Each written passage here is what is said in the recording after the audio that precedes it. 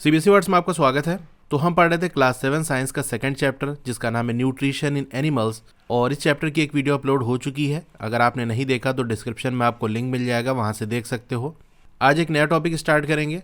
2.2 digestion in humans. इंसानों के अंदर डाइजेशन किस तरह से होता है, यानी जो फूड हम खाते हैं उसके अंदर जो कॉम्प्लेक्स सब्सटेंस हैं उनका ब्रेकडाउन सिंपलर सब्सटेंसेस के अंदर कैसे होता है, चलिए वो देखते हैं। हम फूड को अपने माउथ के थ्रू बॉडी के अंदर ले जाते हैं, फिर डाइजेस्ट करते हैं और यूटिलाइज करते हैं, यानी इस्तेमाल करते हैं। जो अनयूज्ड पार्ट होता है फूड का, जिसको बॉडी एक्सेप्ट नहीं करती, वो क्या होता है, आर डिफिसेटेड, यानी वो खाली कर दिया जाता है, बॉडी से बाहर कर दिया जाता है। यानी फूड के अंदर बॉडी के लिए जो काम की चीजें हैं, जो न्यूट्रिएंट्स हैं, वो तो बॉडी ले लेती है, जो काम की चीज नहीं है वो बॉडी से बाहर निकल जाती है। क्या कभी आपने सोचा कि क्या होता है फूड के साथ हमारी बॉडी के अंदर? जो हम खाना खाते हैं तो उस फूड का होता क्या है, कहाँ जाता है, उसके साथ क्या होता है, इन सब के बारे में कभी आपने सोचा? तो चलिए उसी के बारे में बात करते हैं। जो फूड है वो पास होता है through a continuous canal. Canal मतलब एक पैसेज, रास्ता कह सकते हो। तो एक लगातार चलने वाले रास्ते से ये फूड पास होता है, यानी कहीं बीच में गैप नहीं होता, ब्रेक नहीं होता। एक बार फूड जब हम माउथ के अंदर रखते हैं फिर वहां से वो चलता जाता है एक कॉन्टिन्यूअस कैनाल के अंदर। ये जो कैनाल है, ये जो रास्ता है, ये बिगिन होता है, स्टार्ट होता है at the buccal cavity. Buccal cavity क्या है? हमारी माउथ के अंदर जो खाली जगह है उसी को हम बकल कैविटी कहते हैं। और ये एंड कहाँ होता है? एनएस पे होता है। ये यहाँ फिगर में आप देख सकते हो, यहाँ पर आकर ये एंड होता है, यानी जो वेस्ट मटेरियल है बॉडी से वो यहाँ से निकल जाता है। अब ये जो कैनाल है, ये जो रास्ता है, वो बटा हुआ है इनटू वेरियस कंपार्टमेंट्स। अलग अलग कंपार्टमेंट्स में, अलग अलग सेक्शंस में ये जो हमारा पूरा पाथ है, जो कैनाल है, वो बटा हुआ है। तो वो अलग अलग कौन से कंपार्टमेंट है उसको हम जान लेते हैं। पहला आपका है बकल कैविटी, यानी माउथ की जो खाली जगह है। फिर आपका आता है फूड पाइप, या इसी को हम एसोफेगस कहते हैं। यहाँ ओ साइलेंट है, ओ एसोफेगस नहीं पढ़ा जाता, एसोफेगस पढ़ा जाता है, जिसको हम हिंदी में खाने की नली कहते हैं। फिर तीसरा जो कंपार्टमेंट है वो है स्टमक। फोर्थ है स्मॉल इंटेस्टाइन। फिफ्थ है large intestine ending in rectum. जो लार्ज इंटेस्टाइन है वो जहाँ एंड होती है वो हिस्सा आपका रेक्टम कहलाता है। और लास्ट वाला क्या है? The anus. अभी मैं आपको फिगर में पूरी चीजें दिखाऊंगा। Is it not a very long path? क्या ये बहुत लंबा रास्ता नहीं है? तो आप बताओ, क्या आपको ये लंबा रास्ता लग रहा है? भाई अलग अलग कंपार्टमेंट तो ज़रूर है, लेकिन ऐसा कुछ लंबा हमको समझ में आ नहीं रहा, क्योंकि ये पूरा जो रास्ता है हमारी बॉडी के अंदर ही तो है। भाई कितना बड़ा होगा? हमसे बड़ा तो नहीं हो सकता ना। लेकिन इसके बारे में जो हम पढ़ेंगे तब आप शॉक्ड हो जाओगे कि ये जो पूरा पाथ है वो कितना बड़ा है। अभी आप उसका अंदाज़ा नहीं लगा सकते। These parts together form the alimentary canal. अब ये जो सारे पार्ट्स हैं, ये सारे कंपार्टमेंट को हम मिला लें तो क्या बनता है? हमारा एलिमेंट्री कैनाल बनता है। तो इस कैनाल का, इस पूरे पाथ का नाम क्या है? एलिमेंट्री कैनाल, जिसके अंदर ये सारे कंपार्टमेंट है जो कि अभी हमने देखा। इसका दूसरा नाम भी है डाइजेस्टिव ट्रैक्ट। ट्रैक्ट का मतलब रोड कह सकते हो, यानी एक रोड टाइप का है जहां से कोई चीज गुजरती है। क्या गुजरती है? यहाँ पर फूड गुजरता है। तो सिंपल लैंग्वेज में अगर हम बात करें कि एलिमेंट्री कैनाल क्या है, तो ये वो रास्ता है, ये वो पाथ है जहां जहां से हमारा जो फूड है वो गुजर के जाता है। अब इसको थोड़ा सा हम फिगर में देख लेते हैं। अब जो फूड है वो बॉडी के अंदर सबसे पहले कहाँ जाता है? खाने को आप मुंह के अंदर रखते हो, यानी बकल कैविटी के अंदर। तो ये जो पूरा हिस्सा है ये आपके बकल कैविटी का हिस्सा है। तो खाना चला गया मुंह के अंदर।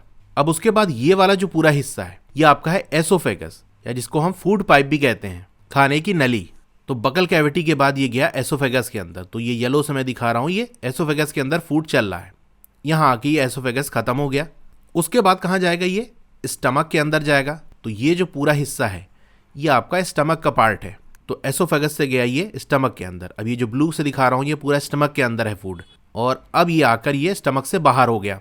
स्टमक से निकल के कहाँ जाता है? ये स्मॉल इंटेस्टाइन के अंदर जाता है। तो ये जो आप चाउमीन जैसा देख रहे हो ना, मैगी जैसा, ये आपकी स्मॉल इंटेस्टाइन है। ये यहाँ से स्टार्ट होगी, जो मैं ग्रीन से दिखा रहा हूँ ना। स्टमक जहाँ एंड होता है वहीं से आपकी स्मॉल इंटेस्टाइन स्टार्ट हो जाती है। तो ये जो ग्रीन कलर से पूरा चल रहा है ये स्मॉल इंटेस्टाइन के अंदर फूड अब चल रहा है। और ये पीछे से ऐसे होते हुए, इधर घूमते हुए, पूरा चक्कर लगा के, और ये आकर स्मॉल इंटेस्टाइन यहाँ पर एंड हो गई। स्मॉल इंटेस्टाइन से फूड निकल के अब जाता है लार्ज इंटेस्टाइन के अंदर। तो ये हमारा जो येलो कलर से मैं दिखा रहा हूँ ये पूरा लार्ज इंटेस्टाइन है जिसके अंदर फूड चल रहा है। तो ये इस तरह से चलते हुए जाता है यहाँ तक। ये आपकी लार्ज इंटेस्टाइन एंड हो गई। ये जो छोटा सा पार्ट आप देख रहे हो ये रेक्टम का हिस्सा है। उसके बाद ये वाला जो हिस्सा है ये एनस का पार्ट है। तो फूड क्या करता है? लार्ज इंटेस्टाइन से रेक्टम से होते हुए एनस के थ्रू बाहर निकल जाता है। अब देखो जहां जहां मैंने लाइन ड्रॉ की है वहां वहां से फूड गुजरा है। तो वो सारे पार्ट्स जहां से फूड गुजर के जाता है, जिसके थ्रू होके जाता है, वो सारे एलिमेंट्री कैनाल के पार्ट हैं, या हम कह सकते हैं डाइजेस्टिव ट्रैक्ट के पार्ट हैं। इसके अलावा देखोगे कुछ और भी पार्ट्स हैं जो कि यहाँ पर फिगर में शो किए गए हैं, लेकिन उसकी तो हमने बात ही नहीं की। जैसे आपका लीवर हो गया, गाल ब्लैडर हो गया, पैनक्रियाज हो गया, सलाइवरी ग्लैंड हो गया, ये सब क्या है, तो इसकी अब हम बात करेंगे। एलिमेंट्री कैनाल वाला पार्ट आपका क्लियर हो गया होगा। चलिए आगे बढ़ते हैं। सिंपल सा बस याद रखना, फूड जहां जहां से गुजर के जाएगा वो हिस्सा आपका एलिमेंट्री कैनाल या डाइजेस्टिव ट्रैक्ट का पार्ट होगा। अब जो फूड कंपोनेंट है वो धीरे धीरे डाइजेस्ट होते हैं जैसे जैसे फूड ट्रेवल करता है अलग अलग कंपार्टमेंट में। यानी आम भाषा में हम क्या जानते थे कि भैया पेट में खाना हजम होता है, तो ये सच्चाई नहीं है। पेट में होता है, लेकिन सिर्फ पेट में होता है ऐसी बात नहीं है। जब खाना हम मुंह के अंदर रखते हैं, डाइजेशन वहीं से स्टार्ट हो जाता है, और जहां जहां से फूड गुजरेगा हर जगह कुछ ना कुछ उस पर काम होगा। तो डाइजेशन आपका माउथ में भी होता है, स्टमक के अंदर भी होता है, स्मॉल इंटेस्टाइन के अंदर भी होता है। The inner walls of the stomach and the small intestine and the various glands associated with the canal such as salivary glands, the liver and the pancreas secrete digestive juices। अब जो stomach और small intestine की अंदर की wall होती है, अंदर की जो दीवार होती है, वहां से क्या निकलता है, डाइजेस्टिव जूसेस निकलता है। यानी ऐसे जूस जो डाइजेशन में मदद करते हैं। भाई खाना हजम होगा सिर्फ चलने से थोड़ी ना हजम हो जाएगा कि फूड यहां से गुजर गया और खाना हजम हो गया। कुछ केमिकल वगैरह उस पर पड़ेगा तब डाइजेशन होगा। तो यहां से कुछ केमिकल वगैरह निकलते हैं। और कहाँ से निकलते हैं, बहुत से जो ग्लैंड्स हैं। अब कहोगे ग्लैंड्स क्या होते हैं, ये एक तरीके के ऑर्गन होते हैं, बॉडी के एक पार्ट होते हैं कह सकते हो, जो कुछ सब्सटेंस को प्रोड्यूस करते हैं और रिलीज करते हैं। यानी यहाँ से कुछ सब्सटेंस निकलते हैं। अब इन सब्सटेंस का अलग अलग फंक्शन होता है जो कि वो परफॉर्म करते हैं। सिंपल लैंग्वेज में इतना समझो कि यहाँ से कुछ केमिकल निकलते हैं, वो केमिकल कुछ काम करते हैं, तो जहाँ से वो केमिकल्स निकलेंगे उसको हम ग्लैंड्स कहेंगे। तो स्टमक और स्मॉल इंटेस्टाइन से जुड़े हुए कुछ ग्लैंड भी हैं। वो ग्लैंड कौन कौन से हैं, सलाइवरी ग्लैंड्स हो गया, लीवर हो गया, पैंक्रियाज हो गया, ये भी सिक्रीट करते हैं। यहाँ से भी निकलते हैं कुछ डाइजेस्टिव जूसेस। तो डाइजेस्टिव जूसेस कहाँ से निकल रहे हैं, एक तो स्टमक और स्मॉल इंटेस्टाइन की जो अंदर की वॉल है, दीवार है, वहाँ से निकल रहे हैं। और इसके अलावा उनसे जुड़े हुए कुछ जो ग्लैंड्स हैं, जैसे सलाइवरी ग्लैंड्स हो गया, लीवर हो गया, पैंक्रियाज हो गया, यहाँ से भी डाइजेस्टिव जूसेस निकलते हैं। तो ये जो डाइजेस्टिव जूसेस है ये क्या करते हैं, convert complex food substances into simpler one. तो ये कॉम्प्लेक्स सब्सटेंस को सिंपल बनाते हैं। The digestive tract and the associated glands together constitute the digestive system. तो अब एक वर्ड आता है डाइजेस्टिव सिस्टम। ये क्या है, तो पूरा का पूरा जो आपका डाइजेस्टिव ट्रैक्ट है, या हम कह सकते हैं एलिमेंट्री कैनाल है, और उससे जुड़े हुए जो ग्लैंड है, इन दोनों को मिला लें तो यही मिलके हमारा डाइजेस्टिव सिस्टम बनता है। अब ये एलिमेंट्री कैनाल से अलग क्यों है, देखो डाइजेस्टिव सिस्टम के अंदर वो सारी चीजें आएंगी जो डाइजेशन में मदद कर रही हैं, और एलिमेंट्री कैनाल या डाइजेस्टिव ट्रैक्ट के अंदर वही चीज आएगी जहां से फूड गुजरेगा। अब यहां ऊपर फिगर में आपको दिखाऊं, लीवर की बात कर लें, गाल ब्लैडर की बात कर लें, क्या फूड इनके थ्रू गुजरा? फूड लीवर के अंदर नहीं जाता, गाल ब्लैडर के अंदर नहीं जाता, सलाइवरी ग्लैंड के अंदर नहीं जाता, पैनक्रियाज के अंदर नहीं जाता, तो फूड इनके अंदर नहीं जाता, यहां से होके नहीं गुजरता, तो ये एलिमेंट्री कैनाल के पार्ट नहीं हुए। लेकिन डाइजेशन में मदद करते हैं तो ये डाइजेस्टिव सिस्टम के पार्ट हुए, क्योंकि लीवर से कुछ चीजें निकलती हैं जो कि आपके डाइजेशन में मदद करती हैं। पैनक्रियाज से, सलाइवरी ग्लैंड से, इन जगहों से जो चीजें निकलती हैं वो डाइजेशन में आपकी मदद करती हैं। तो जहां से फूड गुजरता है और वो सारी चीजें जो कि डाइजेशन में मदद करती हैं, इन सब को मिला ले तो हमारा ये डाइजेस्टिव सिस्टम कहलाएगा।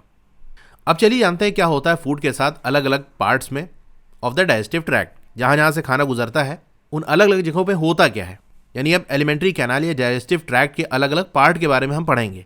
तो पहला आता है the mouth and buccal cavity, जो हमारा मुंह है, मुंह के अंदर जो खाली जगह है उसके बारे में बात करते हैं। फूड बॉडी के अंदर कैसे जाता है, माउथ से जाता है। The process of taking food into body is called ingestion. तो इंजेशन क्या है, वो प्रोसेस है जिसके थ्रू हम बॉडी के अंदर फूड ले जाते हैं। हम चबाते हैं फूड को अपने दांतों से और ब्रेक करते हैं, उसको तोड़ते हैं mechanically into smaller pieces. Mechanically का मतलब क्या है, जहाँ फोर्स वगैरह लगती है। भाई किसी चीज़ को चबाओगे, दबाओगे तो ताकत लगेगी ना, तो अपनी ताकत लगा के दांत से चबा के जो फूड है उनको छोटे छोटे टुकड़ों में तोड़ते हैं। हर जो टूथ होता है वो रूटेड होता है, यानी उसकी जो जड़ें हैं वो अलग अलग सॉकेट के अंदर फिट होती हैं, गम्स के अंदर। यानी जो हमारे गम्स है, हमारे जो मसूड़े हैं, उसके अंदर कुछ जगह बनी होती है, उसी के अंदर जो हमारे टूथ है, हमारे जो दांत हैं, उनकी जड़ें जाकर फिट हो जाती हैं उस खाली जगह पे, उस सॉकेट के अंदर। अब जो हमारे टीथ है ना, वो सब एक जैसे नहीं होते। टीथ दिखने में अलग होते हैं और अलग अलग फंक्शन भी परफॉर्म करते हैं, इसी वजह से उनका अलग अलग नाम भी रखा गया है। भाई काम अलग, दिखने में अलग, तो नाम भी अलग। टीथ के बारे में आगे जानने से पहले थोड़ा सा हम ऊपर जो लिखा है उसको हम देख लेते हैं। Milk teeth and permanent teeth. क्या आपको अपने दांत का गिरना याद है कुछ सालों पहले? भाई इसको कौन भूल सकता है, जब दांत गिरने लगते हैं तो बहुत ही बुरा लगता है। हंस भी नहीं पाते सही से। तो जो पहले सेट ऑफ टीथ ग्रो होते हैं ड्यूरिंग इन्फेंसी, यानी जब बहुत छोटे से हम होते हैं, तो उस समय जो पहली बार दांत निकलता है, वो जो दांत है वो गिर जाता है लगभग जो आपकी 6 से 8 साल की उम्र होती है उसमें ही गिर जाते हैं। तो जो पहले वाले दांत होते हैं उसको हम क्या कहते हैं, मिल्क टीथ कहते हैं, दूध के दांत। फिर उसके बाद दूसरे जो दांत निकलते हैं, बड़े बड़े दांत निकलते हैं, तो दूसरे तरीके के दांत रिप्लेस कर लेते हैं, इनको हम परमानेंट टीथ कहते हैं। यानी पहली बार जब निकलते हैं तो वो मिल्क टीथ कहलाते हैं, दूध के दांत कहलाते हैं। फिर वो 6 से 8 साल की उम्र में गिर जाते हैं, उनकी जगह दूसरे दांत निकलते हैं जिसको हम परमानेंट टीथ कहते हैं। अब ये जो परमानेंट टीथ है वो पूरी ज़िंदगी भर आपके साथ रह सकते हैं, या फिर बुढ़ापे में गिर सकते हैं, या कोई डेंटल डिजीज़ हो गई, दांत में कोई प्रॉब्लम हो गई तो गिर गए। अब बूझों की भी समस्या देख लेते हैं। Boojho is fascinated by the highly coiled small intestine seen in figure 2.2। Boojho fascinated है, मतलब आकर्षित है, अट्रैक्ट हुआ है कि जो बहुत ज़्यादा क्वाइल्ड शेप में स्मॉल इंटेस्टाइन है, जो मैगी जैसी स्मॉल इंटेस्टाइन है, इसके बारे में ये जानना चाह रहा है। क्या जानना चाह रहा है कि ये कितनी लंबी होगी। चाउमीन की तरह इसको लपेट के रख तो दिया गया है, लेकिन असली में अगर इसको हम खोल दें तो वो कितनी बड़ी होगी। क्या आप कोई गैस करना चाहते हो? तो आपको पेज नंबर 16 पे इसकी लगभग जो लेंथ है वो मिल जाएगी। जानते हो कितनी लंबी होती है ये होती है लगभग की 7.5 मीटर। ये कितना होता है? ये होता है लगभग 24 फीट। मेरे घर की जो छत है वो 10 फीट पे है, यानी आप ऐसे समझ लो लगभग 2 से 2.5 मंजिला इतनी लंबी होती है। अगर 2 मंजिला ऊपर हम स्मॉल इंटेस्टाइन को खोलें तो वो नीचे तक पहुंच जाएगी, इतनी लंबी होती है। तो जो अभी पूछा जा रहा था ना कि क्या ये लंबा सा पाथ है, तो वैसे तो आपको ना समझ में आ रहा होगा, लेकिन अगर इन सब को खोल दें तो बहुत ज़्यादा लंबा बन जाएगा। अब ज़रा इमेजिन करो कितना लंबा स्ट्रक्चर एकोमोडेटेड है, यानी फिट है हमारे छोटी सी जगह में हमारी बॉडी के। भाई अगर आप पेट का स्पेस देखो कि कितनी बड़ी होती है, उसके अंदर 7.5 मीटर की कोई चीज़ फिट हो, और सिर्फ वही नहीं उसके अलावा और भी चीज़ें हैं, तो कितने कमाल की बात है ये। अब टीथ के बारे में जानने के लिए थोड़ा सा एक्टिविटी कर लेते हैं। एक्टिविटी 2.2। अपने हाथ को धो लो और शीशे में देखो और दांत गिनना शुरू कर दो। इंडेक्स फिंगर का यूज़ कर सकते हो टीथ को फील करने के लिए, यहाँ किस तरीके के टीथ है, कुछ आइडिया लग जाएगा आपको। कितने तरीके के टीथ आपको पता चले। भाई अभी ऊपर हमने देखा कि अलग अलग तरीके के टीथ होते हैं, वो दिखने में अलग है, फंक्शन अलग है, तो जब छुओगे तो कुछ पता चलेगा कि हाँ ये टीथ अलग है, वो अलग है। अब एक काम करो, एक एप्पल का पीस ले लो या कोई ब्रेड का टुकड़ा ले लो और उसको खाओ। अब ध्यान दो कि कौन से टीथ का आपने यूज़ किया बाइटिंग के लिए और कटिंग के लिए। ब्रेड को आपने बाइट किया या कट किया तो कौन सा टीथ का यूज़ किया। आप अभी ट्राई कर सकते हो कोई चीज़ इस तरह से हो तो। नहीं तो जब भी खाना इसको ध्यान देना कि हम क्या करते हैं, सामने के टीथ का यूज़ करते हैं, कोई चीज़ कट करनी होती है।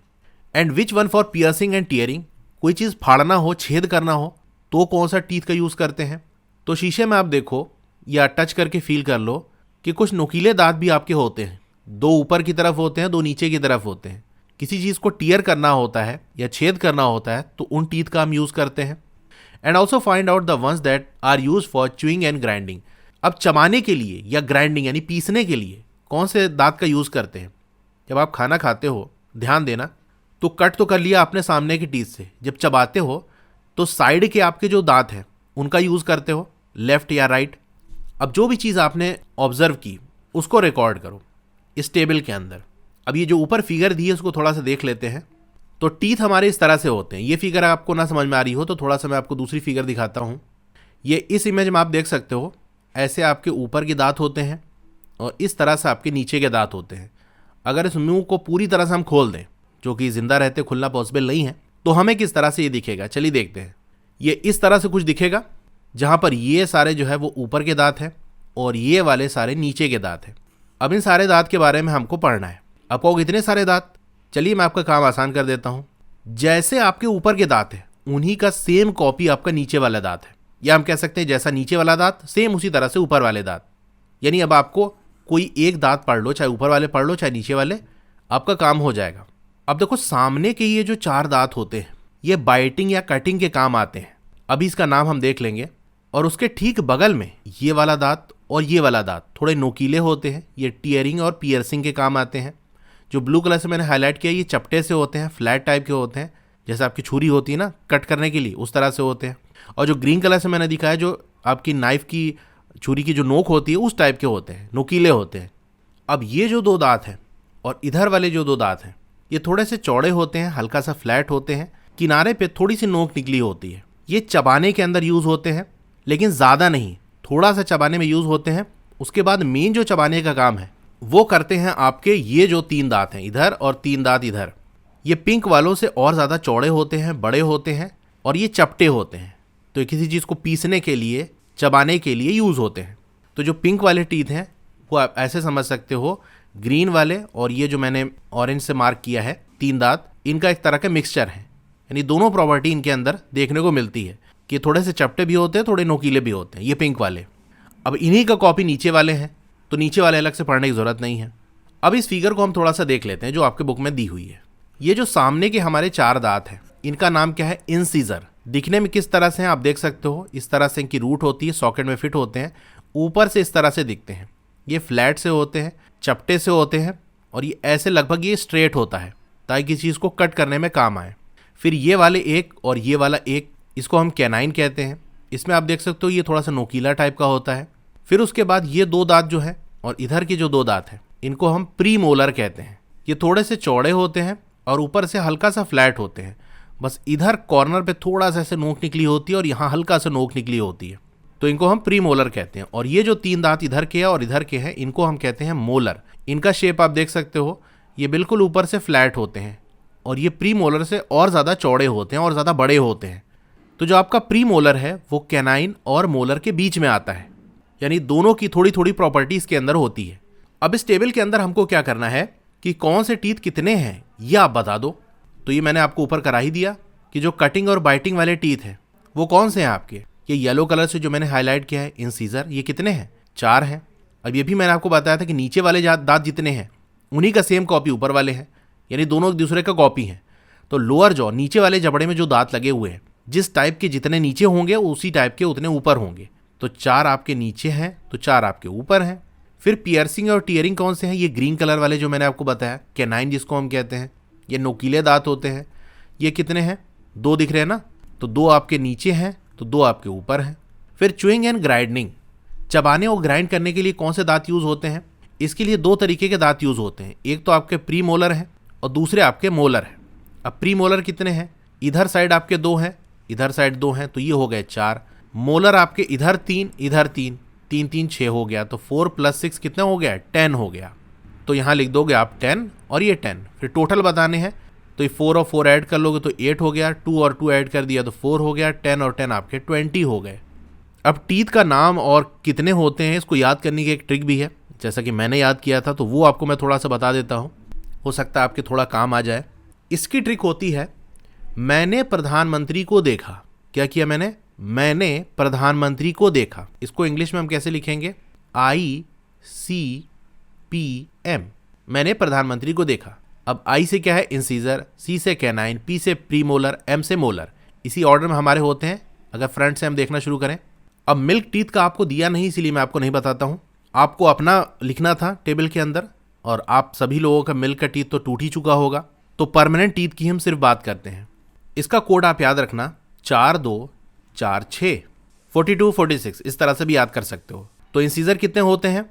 4 होते हैं। ये सिर्फ एक साइड का हम बता रहे हैं कि ऊपर के या नीचे, जिसका भी देख लो, ऊपर वाले दांत देख लो, नीचे वाले दांत देख लो, उसका अगर टोटल पूछ ले तो इन्हीं का डबल कर देना है। और अगर आपको सिंपल एक साइड का पूछ ले कि नीचे वाले दांत का बताओ, ऊपर वाले दांत का बताओ, तो किसी एक साइड का अगर पूछ ले तो जैसे ऊपर वाले दांत का है तो ऊपर वाले दांत में 4 आपके इंसीजर होंगे, 2 कैनाइन होंगे, 4 प्री मोलर होंगे और 6 आपके मोलर होंगे।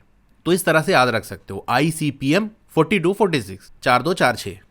अब हमारे मुंह के अंदर सलाइवरी ग्लैंड्स होते हैं जहाँ से सलाइवा निकलता है। जो हमारी राल या लार जिसको हम कहते हैं, वो कहाँ से निकलती है? हमारे मुंह के अंदर कुछ जगह होती है, ग्लैंड होते हैं, वहाँ से ये सलाइवा निकलता है। क्या आप जानते हो कि इस सलाइवा का एक्शन क्या होता है फूड पे? भाई मुंह से हमारे रार निकल रही है तो उसका कोई यूज़ होगा, तो वो क्या यूज़ है, फूड पे किस तरह से वो काम करती है, उसके बारे में चलिए फाइंड आउट करते हैं। उसके लिए हमको एक्टिविटी करनी पड़ेगी, एक्टिविटी 2.3। आपको 2 टेस्ट ट्यूब ले लेना है, उन पे लेबलिंग कर देनी है, यानी एक टेस्ट ट्यूब पे A लिख दो, दूसरे पे B लिख दो। टेस्ट ट्यूब A के अंदर 1 चम्मच आपको बॉइल्ड राइस डाल देना है, उबला हुआ चावल टेस्ट ट्यूब A के अंदर डाल दो। टेस्ट ट्यूब B के अंदर भी 1 चम्मच आपको उबला हुआ चावल डालना है, लेकिन after chewing it for 3 to 5 minute. A वाले में तो उबला चावल सीधे लिया आपने डाल दिया, B वाले के अंदर उबला चावल पहले उसको चबा लो 3 से 5 मिनट तक, चबाने के बाद मुंह से चबा के उस टेस्ट ट्यूब के अंदर आपको डाल देना है। अब दोनों ही टेस्ट ट्यूब के अंदर 3 to 4 ml वाटर डाल देना है। अब 2-3 बूंद आयोडीन सोल्यूशन की दोनों टेस्ट ट्यूब के अंदर डालो और ऑब्जर्व करो। आपको क्या ऑब्जर्व होगा? देखो, आपको ऑब्जर्व ये होगा कि टेस्ट ट्यूब ए के अंदर उबला चावल आपने डाला, पानी डाला, उसके बाद जब आयोडीन सोल्यूशन डालोगे तो ये ब्लू ब्लैक हो जाएगा। वहीं बी वाले के अंदर चबाया हुआ उबला हुआ चावल डालोगे और पानी डालोगे और फिर आयोडीन सोल्यूशन डालोगे तो कोई कलर चेंज नहीं होगा। अब सवाल यह है, why is there a change in the colour in the test tubes? Test tube A के अंदर कलर चेंज क्यों हुआ और बी के अंदर क्यों नहीं हुआ? अभी जो रिजल्ट है उसको अपने क्लासमेट के साथ और टीचर के साथ डिस्कस करो कि ऐसा क्यों हुआ। देखो, हुआ ये कि आप क्लास 6 में पढ़ कर आ रहे हो कि किसी भी फूड आइटम के अंदर अगर स्टार्च प्रेजेंट होता है, उस पर अगर हम आयोडीन सोल्यूशन डालेंगे तो वो ब्लू ब्लैक हो जाएगा। राइस के अंदर स्टार्च प्रेजेंट होता है, हमने आयोडीन सोल्यूशन डाला, ब्लू ब्लैक हो गया, जो कि होना ही था। अब बी वाले में कलर चेंज नहीं हुआ, इसका मतलब बी वाले के अंदर स्टार्च प्रेजेंट नहीं है, लेकिन हमने तो चावल ही लिया था। तो हुआ ये, the saliva break down the starch into sugars. जब हमने उस चावल को चबाया तो हमारे मुंह के अंदर जो सलाइवा थी, जो राल थी, वो उस फूड के साथ मिक्स हो गई। उस सलाइवा ने क्या किया, जो चावल के अंदर स्टार्च प्रेजेंट था उसका ब्रेक डाउन कर दिया और स्टार्च से उसको शुगर बना दिया। तो अब स्टार्च नहीं रह गई, वो शुगर बन गई। इससे बात हमको क्या समझ में आई कि फूड का जो ब्रेक डाउन है, या हम कह सकते हैं जो डाइजेशन है, वो हमारे मुंह से ही स्टार्ट हो जाता है। कि हमारे मुंह के अंदर जो सलाइवा निकलती है वो फूड के अंदर जो स्टार्च प्रेजेंट है उसको शुगर में बदल देती है, यानी ब्रेक डाउन कर देती है। अब टंग की बात कर लेते हैं। जो हमारी टंग है वो एक फ्लैशी मस्कुलर ऑर्गन है। फ्लैश मतलब गोश्त होता है, मस्कुलर यानी जो अपना शेप चेंज कर सके, एक्सपैंड और कॉन्ट्रैक्ट कर सके। तो हमारी टंग इधर उधर शेप ले सकती है। Attached at the back to the floor of the buccal cavity, हमारे मुंह के अंदर जो खाली जगह है उसमें नीचे साइड ये टंग फिट होती है। It is free at the front, तो टंग का एक हिस्सा तो हमारे मुंह के अंदर नीचे की तरफ फिट होता है, दूसरा हिस्सा फ्री होता है, जो कि किसी भी डायरेक्शन में मूव किया जा सकता है। क्या आप टंग का फंक्शन जानते हो? आप कहोगे बात करने के लिए। हाँ, बात करने के लिए तो यूज़ करते हैं, लेकिन इसके अलावा ये क्या करती है, मिक्स करती है सलाइवा को फूड के साथ जब हम खाने को चबा रहे होते हैं। कभी खाना खाते समय ध्यान देना, आपकी ज़ुबान चलती रहती है। वो ज़ुबान अपने आप ऑटोमेटिक कैसे चलती है? वो जो सलाइवा उसको फूड के साथ मिक्स कर रही होती है ताकि उस फूड के अंदर जो स्टार्च प्रेजेंट है उसका ब्रेक डाउन हो सके और वो शुगर में बदल सके। अब यहाँ से एक इंपॉर्टेंट चीज़ समझो कि अक्सर लोग क्या करते हैं, कुछ और काम कर रहे हैं, टीवी देख रहे हैं, मोबाइल चला रहे हैं और खा रहे हैं। वो ज़्यादा टाइम अपना मुंह के अंदर खाने को नहीं रख पाते, बस निगल रहे हैं खाने को। इसकी वजह से बहुत सारी बीमारियाँ होती हैं, क्योंकि जो काम मुंह के अंदर हो जाना चाहिए था अब वो डाल दिया कि जाओ पेट के अंदर हो। तो खाने को हमको अच्छे से चबाना चाहिए। चबाने से एक तो उसके छोटे छोटे टुकड़े हो जाएंगे, दूसरा सलाइवा भी अच्छे से मिक्स हो जाएगा ताकि जो स्टार्च है वो शुगर के अंदर ब्रेक डाउन हो सके। और ये जो टंग है वो खाने को निगलने में भी हमारी मदद करती है। वो एक तरह से पुश करती है, अंदर की तरफ धक्का देती है। वरना फूड को आप हाथ से तो गले के अंदर नहीं डालते ना, वो काम तो आपके टंग का होता है। और क्या काम है, हम फूड को टेस्ट भी करते हैं टंग से। इसके अंदर टेस्ट बड्स होते हैं, स्वाद कलियाँ जिसको हम कहते हैं, सेंसर टाइप का लगा होता है, जिससे जब अलग अलग टेस्ट की कोई चीज़ आती है तो हमारी जो टंग है वो डिटेक्ट कर सकती है कि हाँ ये मीठा है कि खट्टा है कि कड़वा है कि क्या है। तो अलग अलग जो टेस्ट है फूड का उसको वो डिटेक्ट कर लेती है। अब टंग में आगे थोड़ा बढ़ने से पहले ये जो लिखा हुआ उसको हम देख लेते हैं। स्वीट्स एंड टूथ डिके, यानी जो मीठी चीज़ें हैं। और टूथ डिके का मतलब होता है दांतों का सड़ना, दांतों का नष्ट होना। आमतौर से जो बैक्टीरियाज हैं वो हमारे मुंह के अंदर प्रेजेंट होते हैं, लेकिन वो हार्मफुल नहीं होते, वो नुकसान नहीं पहुंचाते हमको। लेकिन अगर हम अपने दांतों को और मुंह को साफ नहीं करेंगे खाने के बाद, तो बहुत से जो हार्मफुल बैक्टीरिया हैं, गंदे वाले गुंडे वाले जो बैक्टीरिया हैं, वो हमारे मुंह के अंदर रहने लगेंगे और ग्रो करने लगेंगे। अब ये जो गंदे वाले बैक्टीरिया हैं ये क्या करते हैं, break down the sugar present from the left over food and release acids. अभी हमने देखा कि हमारे मुंह के अंदर क्या होता है, जो स्टार्च है उसका ब्रेक डाउन होता है और वो शुगर में बदल जाती है। अब शुगर में बदल गया, वैसे तो फूड चला जाता है बॉडी के अंदर, लेकिन कुछ हिस्सा हमारे मुंह के अंदर लगा रह जाता है जो लेफ्ट ओवर फूड होता है।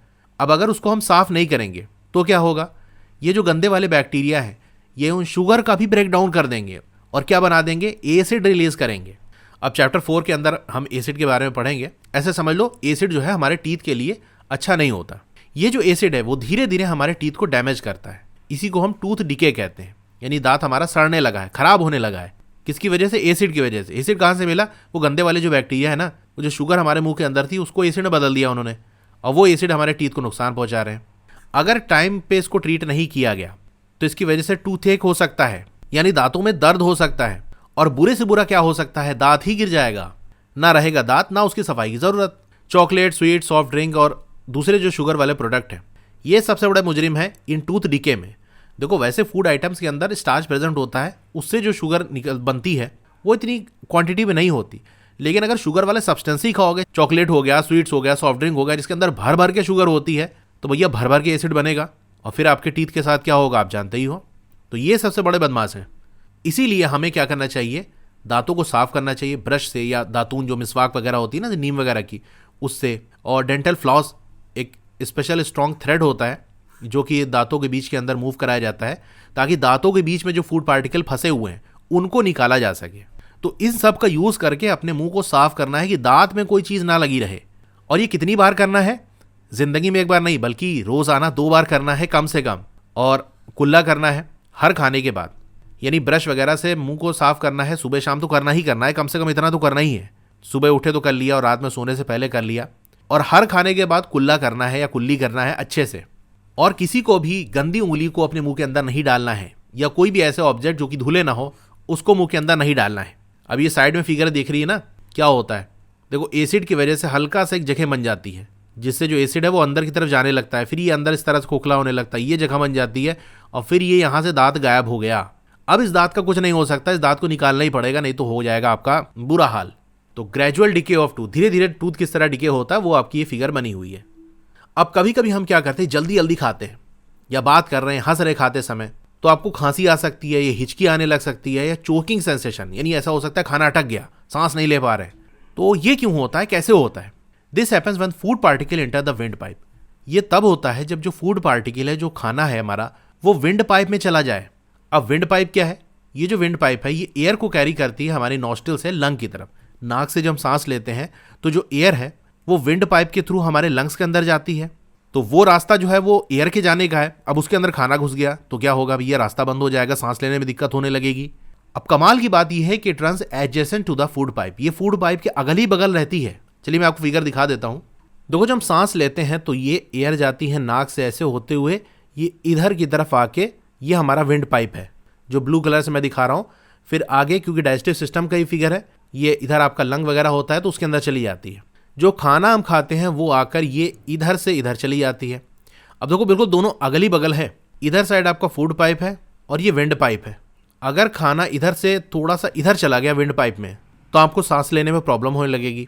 तो जल्दी जल्दी खाने में ये होता है कि मान लो जल्दी जल्दी खा रहे हो, यहाँ फंस गया, ठूस गया बिल्कुल, तो जगह नहीं मिली तो खाना कुछ इधर चला गया, या बात करने की वजह से, हंसने की वजह से वाइब्रेशन जो होते हैं वो उसकी वजह से भी इधर चला जाता है। तो खाते समय मजाक नहीं। बट इनसाइड द थ्रोट, गले के अंदर एयर और फूड पाइप शेयर करते हैं कॉमन पैसेज, यानी स्टार्टिंग में दोनों का रास्ता एक होता है, फिर आगे जाके दोनों के रास्ते अलग हो जाते हैं। ये आप देख सकते हो कि यहाँ इस हिस्से में यहाँ तक तो रास्ता दोनों का सेम है, यहाँ से एयर भी आ रही है अंदर और इधर से फूड भी आ रहा है, दोनों एक साथ चल रहे हैं। फिर आगे चल के फूड हमारा इधर चला जाता है और एयर इधर निकल जाती है। तो एक टाइम पे दोनों का रास्ता एक ही होता है, एक ही जगह से दोनों चीज़ें जा रही होती हैं। तो सवाल ये है कि अगर रास्ता एक है तो ये कैसे फूड को पता चलता है कि हमको फूड पाइप के अंदर जाना है, और एयर को कैसे पता चलता है कि हमको विंड पाइप के अंदर ही जाना है? पहले तो दोनों साथ ही में जा रहे थे, फिर वो अपने रास्ते वो अपने रास्ते। तो यही सवाल यहाँ कह रहा है कि जो फूड है वो कैसे प्रिवेंट होता है, कैसे बचाया जाता है कि वो विंड पाइप में ना चला जाए। During the act of swallowing, जब हम खाने को निगलते हैं तो एक फ्लैप लाइक वॉल्व, तो एक पट्टी टाइप का, एक पर्दे टाइप का एक वॉल्व होता है, एक दरवाजा समझ सकते हो, जो कि क्लोज कर देता है passage of wind pipe and guides the food into food pipe. यानी जब हम खाना निगल रहे होते हैं तो विंड पाइप वाला रास्ता बंद हो जाता है। तो रास्ता बंद हो गया तो भैया खाने के सामने एक ही रास्ता बचा कि जाओ फूड पाइप के अंदर। लेकिन जब हम हंसते हैं तो उस केस में हमारी एयर बॉडी के अंदर मूवमेंट कर रही होती है, तो ये जो वॉल्व है थोड़ा सा खुला रह जाता है। अब थोड़ा सा खुला रह जाएगा तो क्या होगा, फूड उधर जाने के चांस होता है। अब किसी तरीके से भी फूड पार्टिकल विंड पाइप के अंदर इंटर कर जाता है तो हम चोक्ड फील करते हैं, यानी घुटन सी होने लगती है, सांस लेना मुश्किल हो जाता है, हिचकी आने लगती है, खांसी आने लगती है। अब चलिए टेस्ट बर्ड की पोजीशन हम जान लेते हैं एक एक्टिविटी करके। जो हमारी टंग है ना, हमारी जुबान है ना, उसमें हर जगह हर तरीके का टेस्ट नहीं मिलता, अलग अलग जगह पे अलग अलग तरीके का टेस्ट मिलता है। जैसे हमारी टंग का कुछ हिस्सा है वहाँ पर हमको मीठा फील होगा, उसके अलावा कहीं पर भी हम रखेंगे कोई मीठी चीज़ तो हमको एहसास ही नहीं होगा, उसका टेस्ट ही नहीं पता चलेगा। इस चीज़ को कभी ऑब्जर्व करना आप, कोई मीठी चीज़ ले लो, शहद वगैरह से ले लिया, और टंग में बिल्कुल अंदर की तरफ उस शहद को लगा दो तो आपको उसकी मिठास का एहसास ही नहीं होगा। अगर आपको मीठा टेस्ट चाहिए ना तो फ्रंट वाला जो हिस्सा है वहाँ पर आपको टेस्ट करना होगा। कभी आपने ऑब्जर्व किया कि अगर कोई कड़वी चीज़ आप खा रहे हो तो मुंह के अंदर वो थोड़ी सी जाती है तब आपको उसका एहसास होता है, अरे यह तो बहुत कड़वी है। ऐसा क्यों हुआ? क्योंकि जो कड़वा टेस्ट है वो हमको ज़ुबान के और अंदर वाले हिस्से में मिलता है। अभी वो सारा पार्ट हम देखेंगे। आपको ये एक्टिविटी 2.4 है, आपको प्रिपेयर करना है कुछ सैंपल जैसे आपका शुगर सोल्यूशन हो गया, कॉमन सॉल्ट सोल्यूशन हो गया, लेमन जूस हो गया, juice of crushed Neem leaf और बिटर गाउड। यानी एक मीठी चीज़ का सोल्यूशन ले लेना है और एक नमकीन चीज़ का सोल्यूशन ले लेना है। लेमन जूस खट्टा होता है तो खट्टा वाला एक तो जूस ले लेना है, और नीम की पत्ती आपका जो करेला होता है उसको पीस करके उसका जूस निकाल लो। यानी मीठा, नमकीन, खट्टा, कड़वा, ये चीज़ें आपको ले लेनी है। किसी एक क्लासमेट को पकड़ो और उसके आँख पे पट्टी बांध दो और उससे कहो कि अपनी ज़ुबान बाहर निकालो और बिल्कुल स्ट्रेट रखना, फ्लैट पोजीशन में। अब एक साफ़ सुथरी टूथपिक लो और जो ऊपर सैंपल दिए हैं उनको एक एक करके अलग अलग हिस्से पे टंग के, जो कि आपको ऊपर फिगर में दिया हुआ है, वहाँ पर उसको टच कराओ। यानी एक बार आपको क्या करना है, टूथपिक को शुगर सोल्यूशन में डिप करा लो, फिर यहाँ पर जो अलग अलग रीजन दिए हुए हैं वहाँ टच कराओ। यानी शुगर सोल्यूशन को एक बार यहाँ टच कराओ, एक बार यहाँ, यहाँ पर और यहाँ पर, इन सब जगह टच कराओ। तो हर जगह टच कराने के बाद उससे पूछो कि बताओ क्या आपको फील हो रहा है, क्या टेस्ट आपको पता चल रहा है। अब यहाँ से आप ये नोट कर लो कि टंग का वो कौन सा हिस्सा है जहाँ पर उसको मीठा फील हो रहा है। हर जगह उसको मीठा फील नहीं होगा, कुछ एक हिस्सा टंग का ऐसा होगा जहाँ उसको मीठा फील होगा कि वहाँ जब टच कराओगे तो कहेगा ये तो मीठा चीज़ है, और मीठी चीज़ को उसके अलावा कहीं टच कराओगे तो कहेगा हमको नहीं, कुछ पता नहीं चल रहा कि मीठा है कि खट्टा है कि कड़वा है कि क्या है। इसी तरीके से आपको हर सैंपल का कर लेना है। अलग अलग टूथपिक का आपको यूज़ करना है हर सैंपल के लिए, और अपने क्लासमेट से पूछो कि कौन से एरिया टंग का डिटेक्ट कर रहा है sweet, salty, sour, bitter substance. ठीक है, सब आपको चेक करना है। फिर आपको अपनी ऑब्जर्वेशन को राइट डाउन करना है और इस फिगर के अंदर लेबल करना है। इस एक्टिविटी को अलग क्लासमेट के साथ भी रिपीट करो।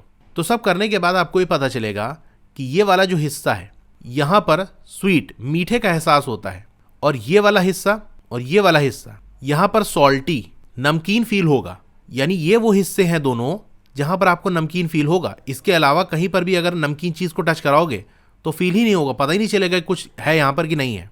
और ये वाला हिस्सा जो है और इधर का ये वाला हिस्सा, यहाँ सॉर यानी खट्टा फील होगा। तो लेमन जूस जब यहाँ टच कराओगे तब पता चलेगा, उसको फील होगा कि हाँ कोई खट्टी चीज़ है, उसके अलावा कहीं पर नहीं। और ये वाला जो रीजन है यहाँ पर फील होगा बिटर, कड़वा। दवा खाते हो ना तो जब गले की तरफ जाती है तब ज़्यादा कड़वा फील होता है, अगर आप पीस के पी रहे हो तो। ठीक है, तो ये वो रीजन है, अलग अलग हिस्सों में अलग अलग टेस्ट फील होते हैं। तो ये पूरी टंग की कहानी हो गई। अब बात कर लेते हैं द फूड पाइप, या जिसको हम एसोफेगस कहते हैं। जो खाना हम सॉलो करते हैं, निगलते हैं, वो पास ऑन होता है फूड पाइप या एसोफेगस में। अब नीचे आपको फिगर दी हुई है, ये आप देख सकते हो, ये पूरा फूड पाइप है। यहाँ पर ये आपका फूड है, तो ये चलते हुए इस तरह से यहाँ पहुँच जाता है और फिर स्टमक के अंदर ये इंटर कर जाता है। अब पहली ये जानना चाहती है कि फूड अपोजिट डायरेक्शन में किस तरह से मूव करता है जब हम वोमिटिंग करते हैं। जब हम खाना खाते हैं तो मुंह से खाना पेट के अंदर जाता है, जब वोमिटिंग होती है तो पेट में जो खाना होता है वो मुंह की तरफ आता है। तो ये अपोजिट डायरेक्शन में मूवमेंट कैसे होता है? अपोजिट से पहले ये तो समझ लें कि इस एसोफेगस के अंदर फूड मूव कैसे करता है, यानी अपने से खाना नीचे कैसे जा रहा है। The food pipe runs along the neck and the chest. ये जो फूड पाइप है ये गर्दन से होते हुए हमारे चेस्ट तक जाता है, फिर उसके नीचे हमारा स्टमक होता है, वहां पहुंच जाता है। Food is push down by the movement of the wall of the food pipe. अब जो फूड पाइप की वॉल है उसके अंदर कुछ खास तरीके का मूवमेंट होता है, उस मूवमेंट की वजह से फूड पुश डाउन होता है, नीचे की तरफ उसको धक्का दिया जाता है। अब किस तरह का मूवमेंट होता है? तो इसमें कॉन्ट्रैक्शन और रिलैक्सेशन होता है, यानी फूड पाइप की जो वॉल है वो दबती है और फिर से अपनी नॉर्मल पोजीशन में आ जाती है। इसी तरह से चलता रहता है। चलिए आपको मैं एक एनिमेशन दिखाता हूँ, उससे आपको क्लियर होगा। इस एनिमेशन में देख सकते हो जो फूड पाइप की वॉल है, जहाँ पर फूड है उसके थोड़ा ऊपर ये दबती है तो नीचे की तरफ पुश हो जाता है। ये देख सकते हो थोड़ा फूड जहाँ पर है उसके थोड़े ऊपर हिस्से में ही दबेगा तो नीचे की तरफ धक्का उसको लगेगा। वोमिटिंग के केस में ठीक उल्टा होता है, यहाँ पर नीचे की तरफ दबता है तो ये ऊपर की तरफ मूव करने लगता है। जैसा कि आप इस एनिमेशन में देख सकते हो, नीचे की तरफ दब रहा है तो ऊपर उसको फोर्स लग रही है, ऊपर की तरफ धक्का लग रहा है, तो इस तरह से खाना पेट से बाहर आ जाता है वोमिटिंग के केस में। Actually the movement take place throughout the alimentary canal. अब ये मूवमेंट सिर्फ फूड पाइप के अंदर ही नहीं होता, बल्कि पूरे एलिमेंट्री कैनाल के अंदर इसी तरह से मूवमेंट होता है। यानी स्टमक के अंदर भी इसी तरह से दबाया जाता है, फूड आगे की तरफ बढ़ता है, फिर स्मॉल इंटेस्टाइन, लार्ज इंटेस्टाइन, जहाँ पर भी फूड जाएगा हर जगह इसी तरह से मूवमेंट होगा। वरना फूड के अंदर कोई इंजन तो लगा है नहीं कि गाड़ी स्टार्ट करे और भागने लगा, कोई धक्का देगा फूड को तभी ना आगे जाएगा। तो इस तरह से ये फोर्स लगती है, इस तरह से एक धक्का लगता है and push the food downward. इस तरह से फूड नीचे की तरफ पुश डाउन होता है। अब जब कभी ऐसा होता है कि फूड हमारा स्टमक एक्सेप्ट नहीं करता तो क्या होता है? वोमिट आउट होता है। कैसे होता है मैंने आपको दिखाई दिया। Recall the instance when you vomit after eating and think the reason for it. अब याद करो उस मोमेंट को जब आपके वोमिटिंग हुई थी खाने के बाद, और उसका रीज़न क्या था। तो वोमिटिंग के बहुत सारे रीज़न हो सकते हैं, जैसे मान लो आपका पेट खराब है या कोई चीज़ ऐसी आपने खा ली जो आपकी बॉडी एक्सेप्ट नहीं करना चाहती, उस केस में भी ये वोमिट आउट हो जाती है। अपने पेरेंट और टीचर से आप डिस्कस कर लो। अब एसोफेगस से फूड जाता है स्टमक के अंदर, तो स्टमक की बात कर लेते हैं। स्टमक क्या है, थिक वॉल्ड बैग है, यानी इसकी जो वॉल होती है वो मोटी होती है और ये बैग टाइप का होता है। Its shape is like flattened J. हमारे स्टमक का जो शेप होता है वो फ्लैटेंड जे की तरह होता है, यानी जे को अगर चपटा कर दिया जाए तो उस तरीके से होता है। यहाँ इस फिगर के अंदर देखो, ये इस तरह से ये जे शेप नहीं बनना है, और ये देखो ऐसे चौड़ा सा होता है, जैसे जे को दबा दिया गया हो, चपटा हो गया हो, तो उस तरीके का शेप होता है ये। और ये एलिमेंट्री कैनाल का सबसे चौड़ा हिस्सा होता है। ये फूड कहाँ से रिसीव करता है, फूड पाइप से एक किनारे पे, और open into small intestine at the other and. यानी एक किनारा स्टमक का फूड पाइप या एसोफेगस की तरफ होता है और दूसरा किनारा स्मॉल इंटेस्टाइन की तरफ होता है।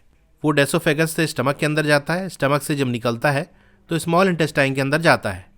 The inner lining of the stomach secretes mucuses, hydrochloric acid and digestive juices. Inner lining यानी अंदर की जो लेयर है, स्टमक के अंदर की जो दीवार है कह सकते हो, वो क्या सिक्रीट करती है, वहां से क्या निकलता है, म्यूकसेस निकलता है, एक चिपचिपी सी चीज निकलती है, हाइड्रोक्लोरिक एसिड निकलता है और डाइजेस्टिव जूसेस निकलते हैं। अब म्यूकस का काम क्या है, ये प्रोटेक्ट करता है the lining of the stomach. Stomach के अंदर वाली जो लेयर है उसको बचाता है, क्योंकि स्टमक का जो एसिड है वो बहुत स्ट्रांग होता है। एसिड भी अलग अलग लेवल के होते हैं, जब एसिड वाला चैप्टर पढ़ेंगे तो ज़्यादा क्लियर होगा। कुछ आपके हल्के एसिड होते हैं, जैसे लेमन हो गया, उसके अंदर भी एसिड होता है लेकिन उसको हम खा सकते हैं।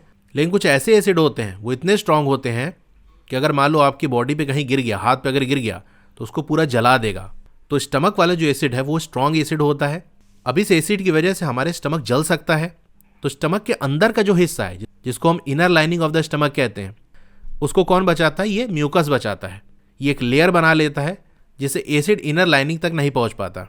अब एसिड का काम क्या है, the acid kills many bacteria that inter along with the food. अब खाने के साथ जो बैक्टीरिया वगैरह चले जाते हैं उनको किल कर देता है ये एसिड। एसिड का एक और काम है, makes the medium in the stomach acidic. Acidic medium बनाता है, पेट के अंदर एक एसिडिक वाला माहौल बनाता है और मदद करता है डाइजेस्टिव जूसेस की कि वो इस पे एक्ट करें। दो किसी भी चीज़ को काम करने के लिए एक एनवायरनमेंट की ज़रूरत होती है। जैसे मैं आपसे कहूँ कि पढ़ाई करो और ऐसी जगह आपको बैठा दूँ जहाँ बहुत ज़्यादा शोर हो रहा हो, गर्मी का दिन हो, लाइट ना हो, तो आप पढ़ाई कर पाओगे?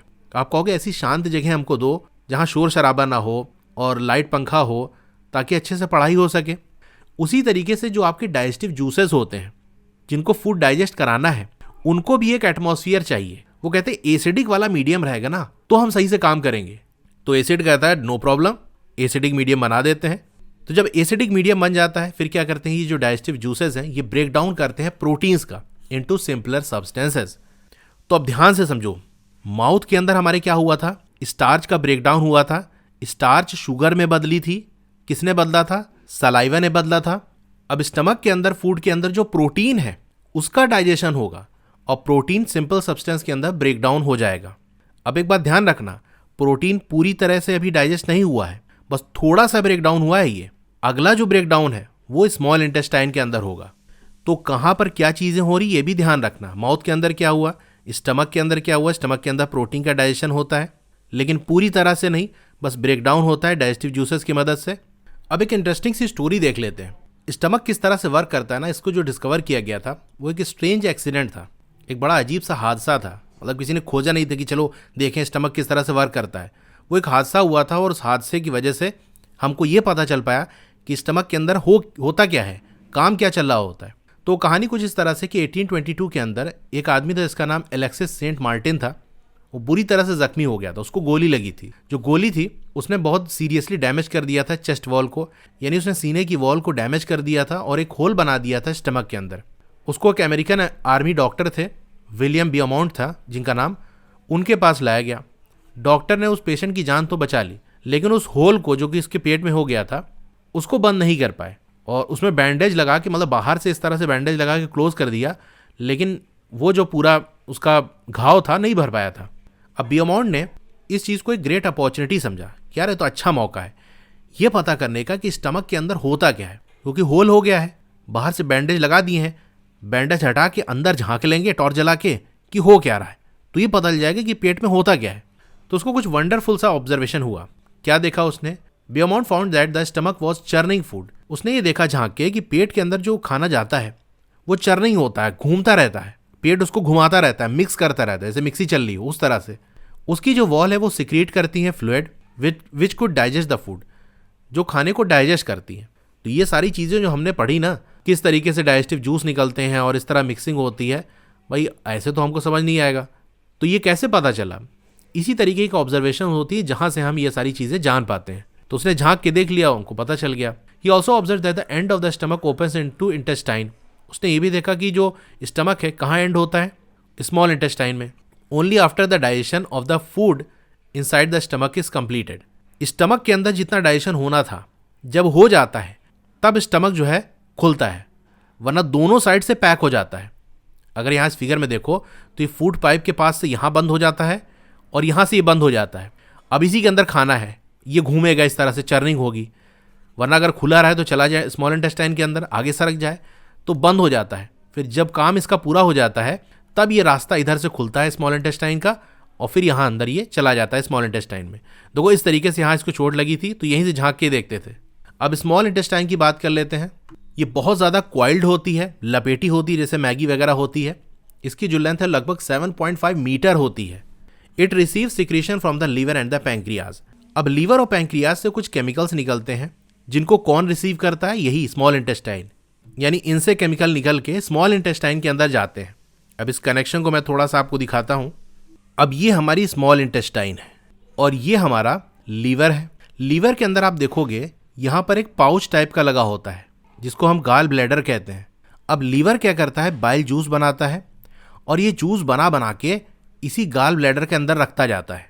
फिर जब हम खाना खाते हैं और फूड हमारा स्मॉल इंटेस्टाइन के अंदर पहुँचता है तो इसी गाल ब्लैडर से जो बाइल जूस है वो निकल के ये इस तरह से यहाँ होते हुए और स्मॉल इंटेस्टाइन के अंदर पहुँच जाता है।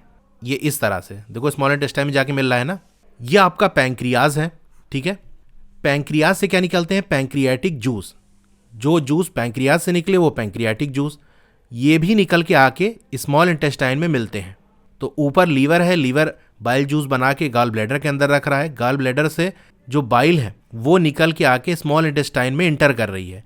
पैंक्रियाज से पैंक्रियाटिक जूस इंटर कर रहे हैं। तो ये कहानी है। इसके अलावा जो स्मॉल इंटेस्टाइन की वॉल है वो भी कुछ तरीके के जूस सिक्रीट करती है। तो स्मॉल इंटेस्टाइन के अंदर 3 जगह से जूसेस आ रहे हैं जो डाइजेशन में मदद कर रहे हैं। एक तो लीवर से, दूसरा पैंक्रियाज से, और स्मॉल इंटेस्टाइन की जो वॉल है वहाँ से, खुद से। अब लीवर क्या एक रेडिश ब्राउन ग्लैंड है, यानी इसका कलर क्या है? रेडिश ब्राउन है। ये कहाँ सिचुएटेड है, कहाँ होता है? ये in the upper part of the abdomen, जो हमारा पेट है उसके ऊपरी हिस्से में होता है, राइट साइड में। अब कहोगे राइट साइड में फिगर में तो लेफ्ट बना हुआ है, तो भाई सामने वाले के हिसाब से है।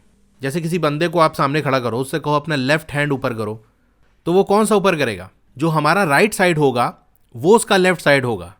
तो फिगर जो बनी है वो सामने वाले के हिसाब से बनी है। अगर आप अपनी बॉडी में देखो तो पेट में ऊपर की तरफ राइट साइड हाथ रखो, चेस्ट से थोड़ा नीचे, और जो आपकी तोंद है उससे थोड़ा सा ऊपर राइट साइड। अब जहां आपने हाथ रखा है वहीं आपका लीवर होता है। तो कहाँ होता है? ये राइट साइड में होता है। ये लार्जेस्ट ग्लैंड होता है बॉडी का। ये क्या सिक्रीट करता है? बाइल जूस सिक्रीट करता है।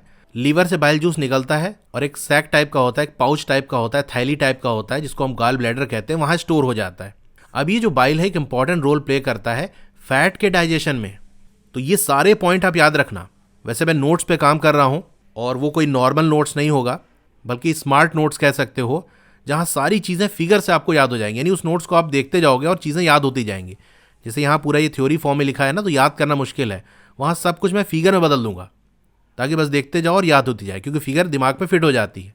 तो अगर आप अच्छा सपोर्ट दिखाओगे तो सारे ही चैप्टर का इस तरह से मैं नोट्स बना दूंगा। अब बात कर लेते हैं पैंक्रियाज की। ये क्या एक बड़ा क्रीम कलर का ग्लैंड है जो कि लोकेटेड होता है just below the stomach. Stomach के थोड़ा सा नीचे ये होता है। अब ये जो पैंक्रियाटिक जूस है ये किस पे एक्ट करता है? ये कार्बोहाइड्रेट, फैट और प्रोटीन, इन पे काम करता है। यानी कार्बोहाइड्रेट्स, फैट्स और प्रोटीन का ब्रेकडाउन कराने का काम किसका है? पैंक्रियाटिक जूस का है। तो इन पे ऐड करके इनको सिंपलर फॉर्म में ब्रेक कर देते हैं। तो देखो यहाँ पर प्रोटीन का भी डाइजेशन हो रहा है।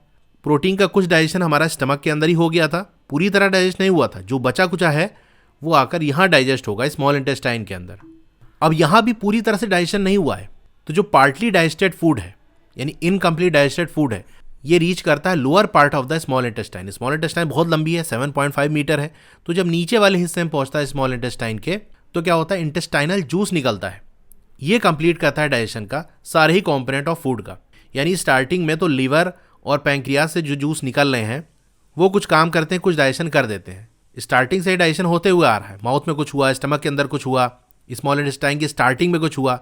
अब जब नीचे हिस्से में पहुंचेगा तो स्मॉल इंटेस्टाइन कहेगी अब हम अपना जूस निकालते हैं और जो भी बच गया है काम उसको कंप्लीट कर देते हैं। तो स्मॉल इंटेस्टाइन के लोअर पार्ट में नीचे वाले हिस्से में आके जो कुछ भी बचा कुचा होता है डाइजेशन का पार्ट, वो कंप्लीट हो जाता है। अब फूड कंप्लीटली डाइजेस्ट हो गया है। डाइजेस्ट होके कौन सी चीज क्या बनती है, ब्रेकडाउन होके क्या बनी, उसकी बात कर लेते हैं। जो कार्बोहाइड्रेट होता है वो ब्रेकडाउन होता है किसमें, सिंपल शुगर में। जैसा कि आपके ग्लूकोज हो गया, ग्लूकोज क्या है, सिंपल शुगर का एग्जाम्पल है। फैट ब्रेकडाउन होकर फैटी एसिड्स और ग्लाइसरॉल बन जाता है। प्रोटीन ब्रेकडाउन होकर अमाइनो एसिड्स बन जाता है। ये बहुत इंपॉर्टेंट है, याद रखना कौन ब्रेकडाउन होकर क्या बना। कार्बोहाइड्रेट क्या बना, सिंपल शुगर बना, जिसमें से आप ग्लूकोज एग्जाम्पल है। फैट बना है फैटी एसिड और ग्लाइसरॉल। प्रोटीन बनता है अमाइनो एसिड्स। तो अब यहाँ आके पूरा डाइजेशन कंप्लीट हो गया। Absorption in the small intestine, अब डाइजेशन हो गया। अब अगला काम क्या है कि एब्जॉर्प्शन, जो भी फूड हमारा डाइजेस्ट हो गया, सिंपल बन गया है, अब बॉडी कहेगी हम तैयार हैं, अब हम एक्सेप्ट कर लेंगे। तो ठीक है, अब एब्जॉर्ब करो उसको। अब जो डाइजेस्टेड फूड है वो पास हो सकता है ब्लड वेसल के अंदर। भाई बॉडी के हर हिस्से में कैसे पहुंचेगा, खुद सोचो। कौन सी ऐसी चीज़ है जो बॉडी के हर जगह चल रही है, आपका ब्लड है, हर जगह फ्लो हो रहा है। तो अगर ब्लड के अंदर कोई चीज़ चली गई तो बॉडी की हर जगह पहुंच जाएगी। जैसे आप रोड पे आ गए तो रोड से आप जहाँ जाना चाहो चले जा सकते हो। उसी तरीके से है कि जो डाइजेस्टेड फूड है वो ब्लड के अंदर चला जाता है, फिर उस ब्लड से हर जगह पहुंच जाता है। अब ये ब्लड वेसल्स होती कहाँ है, हर जगह ही है। इसी तरह से स्मॉल इंटेस्टाइन की जो वॉल है वहाँ पर भी ब्लड वेसल्स होती है, नसें जारी होती हैं, तो उसी के अंदर ही चले जाते हैं। इस प्रोसेस को हम क्या कहते हैं, एब्जॉर्प्शन। तो एब्जॉर्प्शन कौन सा प्रोसेस है, जहाँ पर जो डाइजेस्टेड फूड है वो ब्लड वेसल के अंदर इंटर करता है। तो आपसे पूछ लिया जाए व्हाट इज एब्जॉर्प्शन, तो ये पूरा जो मैंने अभी हाईलाइट किया है यहाँ से लेके यहाँ तक, ये पूरा आप लिख देना।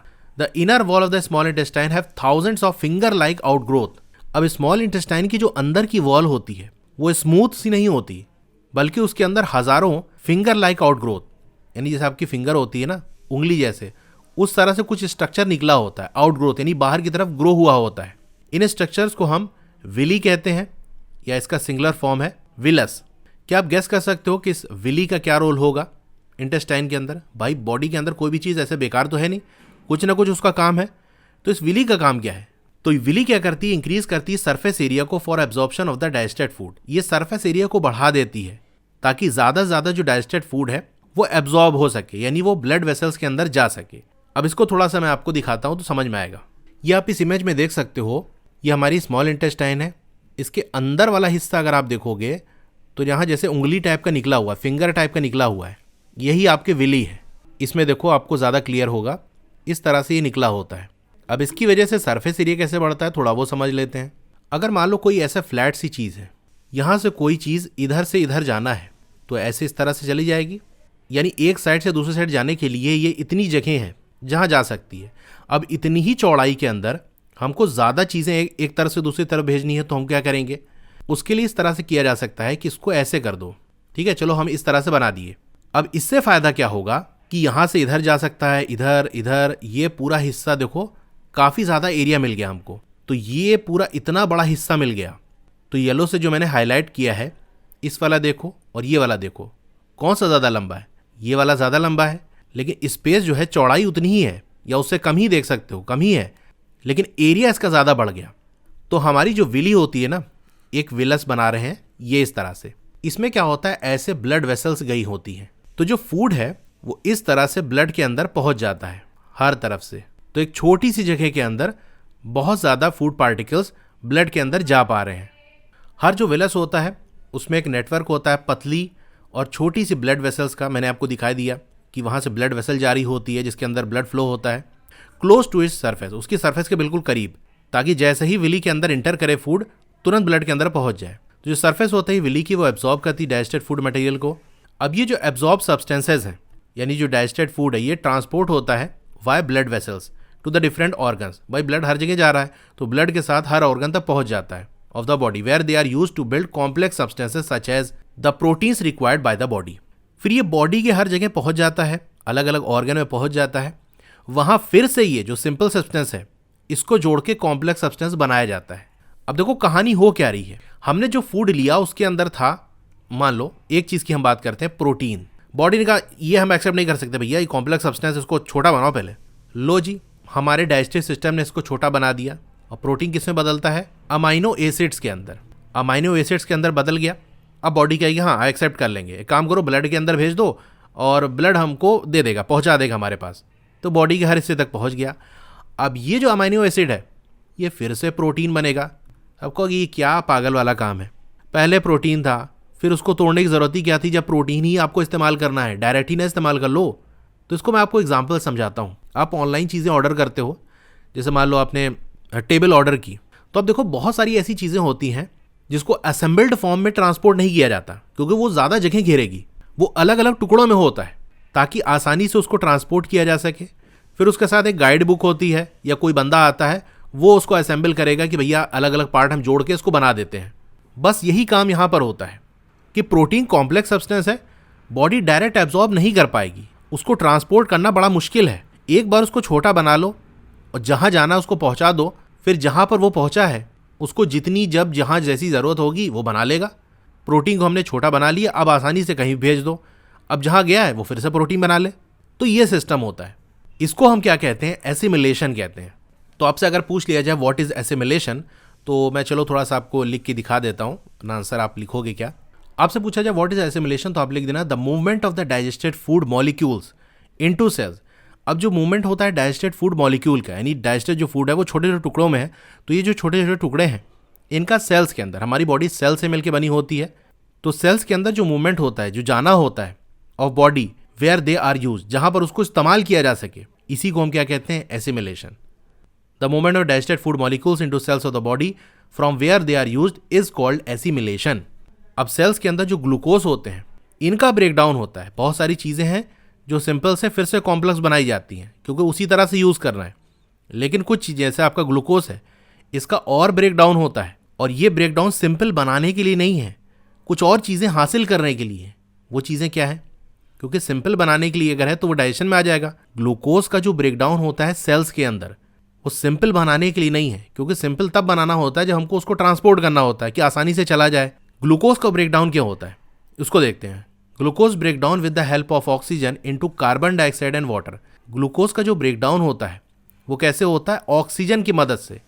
ऑक्सीजन और ग्लूकोज जब मिलते हैं तो कार्बन डाइऑक्साइड और वाटर बनता है और एनर्जी रिलीज होती है। इसको मैं थोड़ा सा लिख के दिखाता हूँ कि हमारा ग्लूकोज है, ये जब हमने फूड खाया सिंपल बना और सेल के अंदर ग्लूकोज पहुँच गया।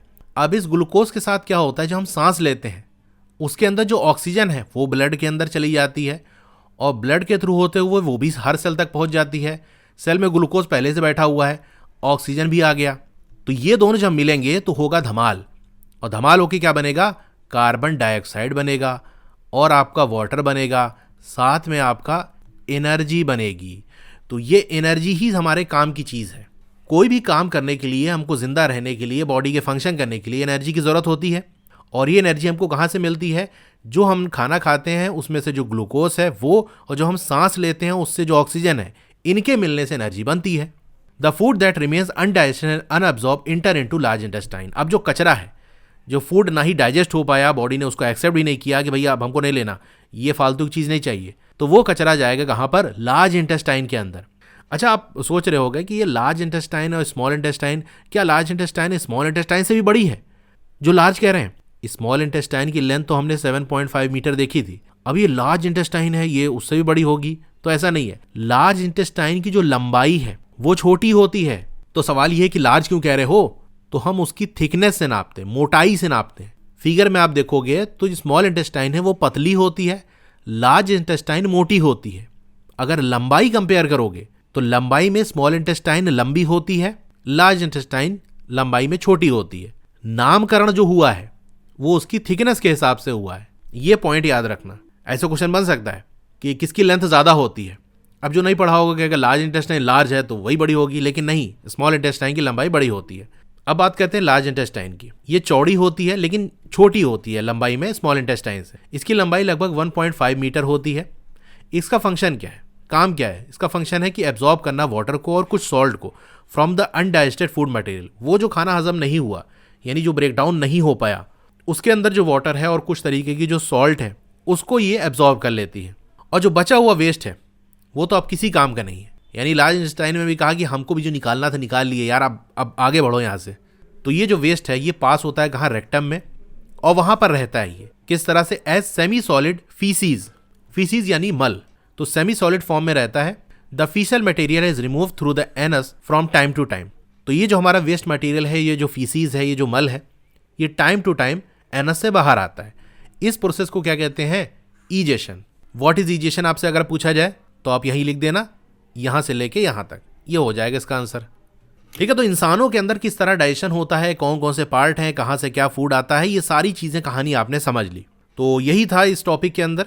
तो इस वीडियो को हम यहीं एंड करते हैं। वीडियो ज़रूर बड़ी बन गई, लेकिन आई होप सारी चीज़ें आपको अच्छे से समझ में आई होंगी। मेन चीज़ ये है कि आपको समझ में आना चाहिए। अब इसके नोट्स की अगर बात कर लें तो उस पर काम चल रहा है। अगर आपका सपोर्ट इस पर अच्छा रहा तो बहुत जल्दी आपको नोट्स मेरी वेबसाइट पे मिल जाएगा। वेबसाइट का लिंक मैंने दे दिया है। जैसे क्लिक करोगे तो क्लास 7 वाले सेक्शन में पहुंच जाओगे।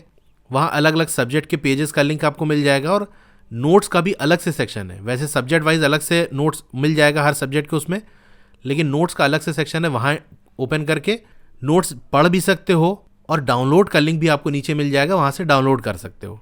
क्लास 7 की और भी वीडियोस देखनी है तो इस तरह से आपकी वीडियो चल रही होगी। पहले वीडियो को लाइक कर लो, चैनल को सब्सक्राइब कर लो, मोर पे क्लिक करना है, फिर से मोर पे क्लिक करोगे तो डिस्क्रिप्शन ओपन हो जाएगा। यहाँ आपको व्हाट्सएप चैनल का लिंक मिल जाएगा, तो इससे आप मेरे व्हाट्सएप चैनल से ज्वाइन हो सकते हो। डोंट वरी, आपका नाम और फोन नंबर किसी को विजिबल नहीं होगा। व्हाट्सएप चैनल पे नई वीडियोस की अपडेट आपको मिलती रहेंगी। फिर एक्सरसाइज और ट्राइडिस के सॉल्यूशन देखने तो मेरी वेबसाइट है estudywala.com, उसका लिंक भी है, वहाँ से आप विजिट कर सकते हो। और नीचे आओगे तो क्लास 7 मैथ्स की चैप्टर वाइज प्लेलिस्ट का लिंक आपको मिल जाएगा। जिस चैप्टर की वीडियो देखनी है उसके नीचे दिए हुए लिंक पे क्लिक करोगे तो चैप्टर की प्लेलिस्ट ओपन हो जाएगी। इसी तरह और भी सब्जेक्ट की प्लेलिस्ट का लिंक आपको मिल जाएगा।